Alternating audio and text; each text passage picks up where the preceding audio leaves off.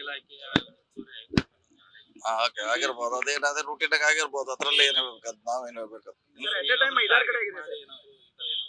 ಗೊತ್ತಿಲ್ಲ. ಅದು ಇನ್ನೂ ಇನಿಶಿಯೇಷನ್ ಆಗ್ಬೇಕು. ಎದಕ್ ಮಾಡಿದಾರೆ ಏನ್ ನಮಗೂ ಗೊತ್ತಿಲ್ಲ. ಅದು ಹೊರಗೆ ಬಂದ್ಮ್ಯಾಗ ಗೊತ್ತಾಗೋಲ್ಲ ಎದಕ್ ಮಾಡಿದಾರೆ ಅಂತ. ಮಾಹಿತಿ ಬರೋರಿಗೆ ಏನ್ ಹೇಳಿಕ್ ಆಗೋಲ್ಲ ಹಿಂಗೆ ಅಂತ. ಸ್ಪಷ್ಟವಾಗಿ ವೇಟ್ ಮಾಡೋಣ, ನಾಳೆವರೆಗೆ ಗೊತ್ತಾಗುತ್ತೆ ಏನು ರೀಸನ್.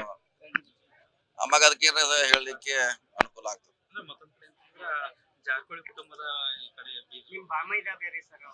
ಇರ್ಬೋದು, ಅದ್ ನೋಡೋಣ. ಮಾಹಿತಿ ಬರ್ದೆ ಏನ್ ಹೇಳಿಕ್ ಆಗಲ್ಲ. ಯಾವ ರೀಸನ್ಗೆ ಅವರು ರೇಡ್ ಮಾಡಿದಾರ, ಅವ್ರು ಏನ್ ಕೇಳಿದಾರ, ದಾಖಲೆ ಏನ್ ಅವ್ರು ಕೊಡಬೇಕು. ಬಂದ್ಮೇಲೆ ನಾಳೆ ಮಟ್ಟ ವೇಟ್ ಮಾಡೋಣ. ಏನಂತ ಅರ್ಜೆಂಟ್ ಏನಿಲ್ಲ.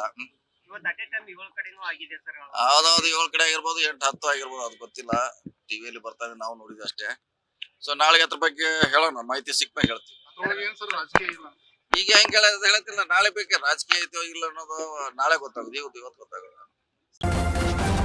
ನ್ಯೂಸ್ ಫಸ್ಟ್ ನಿರ್ಭೀತಿಯಿಂದ ನಿಮ್ಮ ಪರವಾಗಿ.